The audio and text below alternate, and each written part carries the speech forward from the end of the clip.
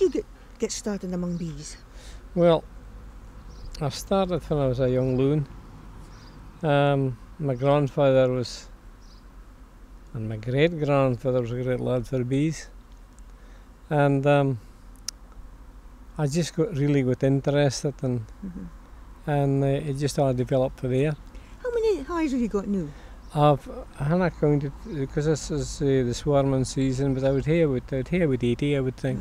No, that's one of the things I was going to speak to you about, the swarming season. Swarming season, aye. I've had the bee groups up catching swarms for weeks now. What's the swarming season? The swarming season, well, in this area, it seems to change in areas. The lower level you're at, it starts swarming earlier. Like even the south of England, their swarming's finished a while ago. Right, May, June.